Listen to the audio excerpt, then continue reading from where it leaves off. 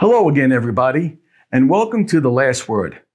I'm Dan Roberts, the publisher of the Vegas Voice, and our goal is to introduce you to all the candidates running for public office.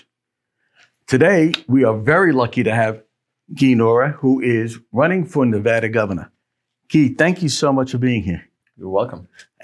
You know what? Let's start with the basics and we'll go from there. Yep. Talk a little bit about your experience, your background, so that people who don't know you will get a little bit of an understanding. Yeah, I'll go very brief here. I was born in Lebanon in 1960, Beirut, Lebanon. I came to the United States when I was 15 years old and went to high school here, went to college here, got my MBA, and I had a long career in investing in life sciences company, which we define as biotech and medical technology. I'm not a politician. I think that one of the reasons I'm running is because the governor position is the one executive job that you have in government, and somebody who runs things. And I think that in our state of Nevada, it's very important right now that we have somebody who's very competent, who knows how to run our state, because we have lots of issues that we have to deal with. And that's why I'm here. You know, and the thing that you mentioned, which kind of struck me as different, is like, as you mentioned, and you said it very proudly, you're not a politician. Yes. So this is really your first campaign for elected office. Yes. You've been highly successful.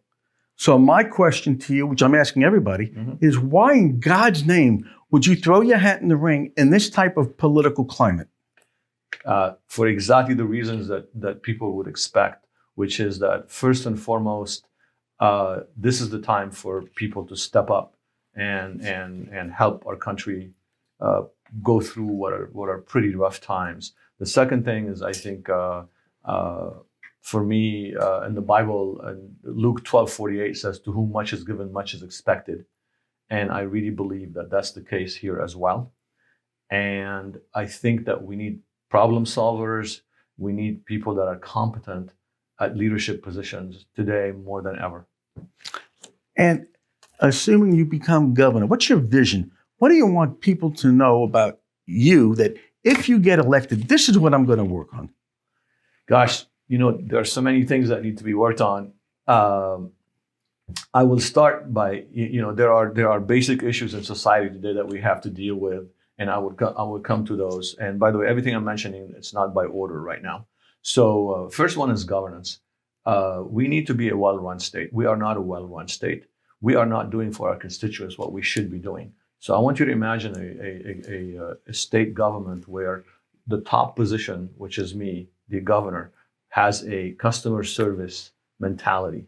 And customer service meaning our constituents, all of you guys, all of our constituents. So then what you're seeing is a culture that starts from the top all the way down the organization of government, which is customer service driven. What does that mean at the end of the day? It means when you call for a permit and you're a small business, you get it done much more efficiently, much more quickly than you do today. In a perfect world, it means that people almost look forward to the DMV experience. Not quite, but almost. They say, what? I'm going to go there. It's going to be 45 minutes and I'm done. Instead of going there now, I think it's going to be a couple of hours. So governance is number one.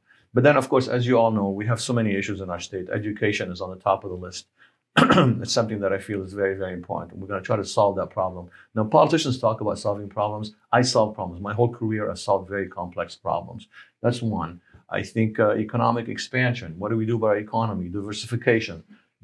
Some of the issues that everybody wants to talk about. I think there is a lot of concern in Nevada today about election integrity.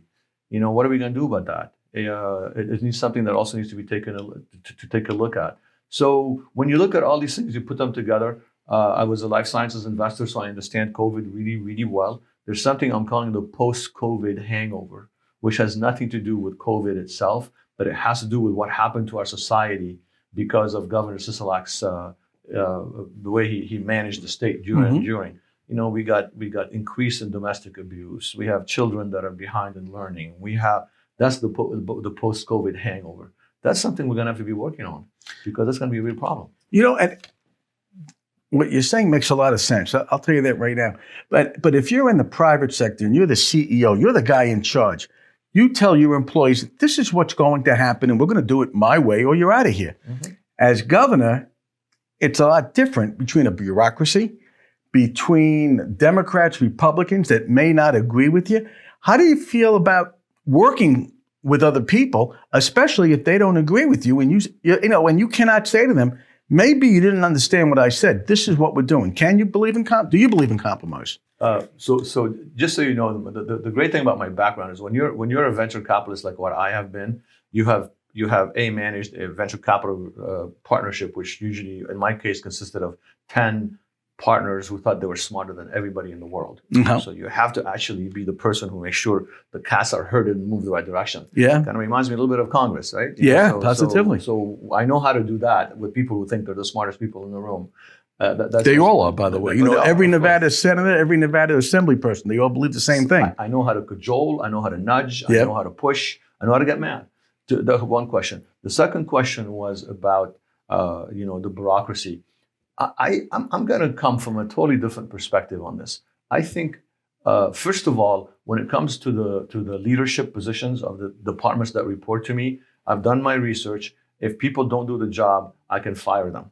So that's a given. It's gonna, no one's gonna get fired before I get in, but I'm gonna have meetings one-on-one with every single one of them, and I'm gonna find out who's a keeper and who's not, and why and why not. Now, when it comes down to the lower layers, there are lots of government employees that have a lot of pride in their job.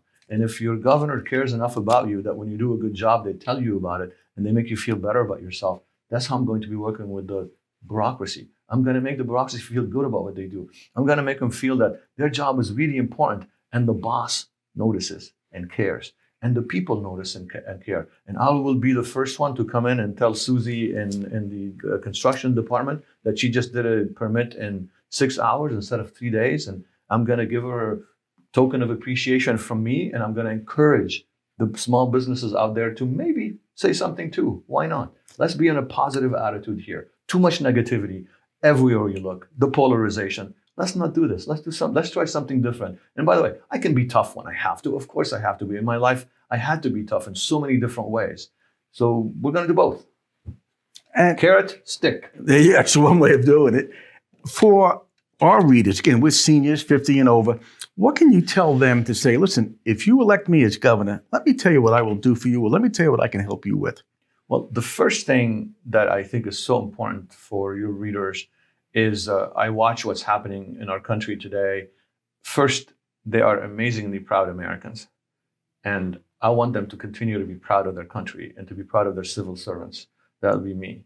I'm proud of having emigrated here and become the American success story. I want them to be proud of me, and I'm going to be proud of them because of everything that they've done. They've paid their dues, they've played by the rules, and here they are.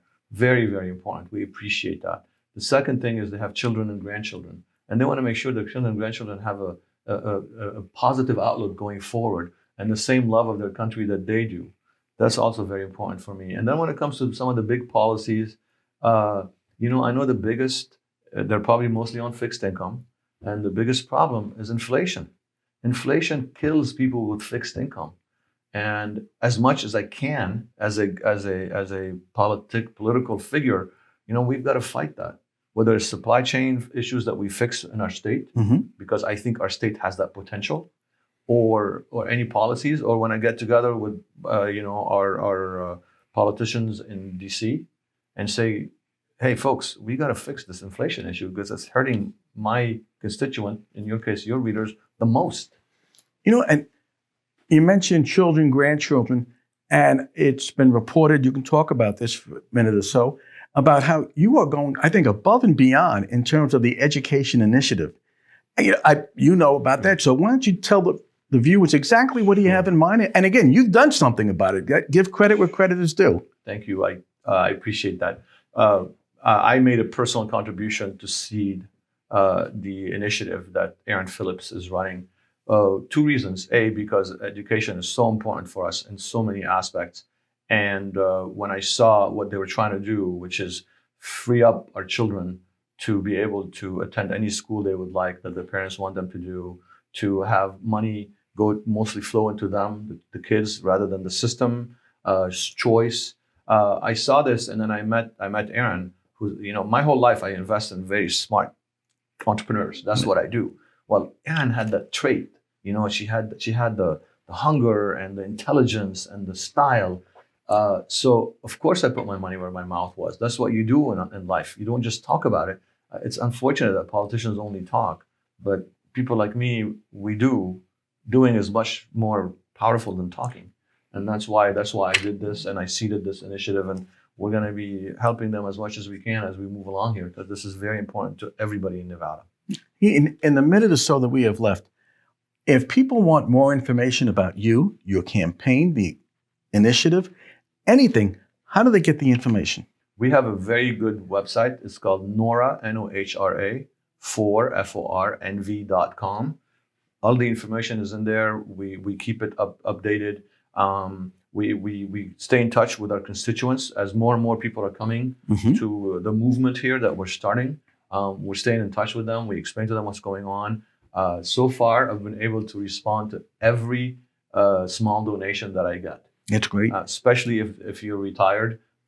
I know how tough times are, and if you make me a $25 donation, I will respond because I am humbled by that. And I've just been so touched by the support that I'm getting from people. And again, people go to my website, and when I come to your town, please go out there, come by and say hi. If you refer to this interview, I will, give you a special hug. So, again, I thank you so much for being here. I'd like to have you on again as we get closer to the campaign and everything else. And this is Dan Roberts for the Vegas Voice, The Last Word, and we will see you again soon. Keith, thank you so much. Thank you so much. Thank you for being here.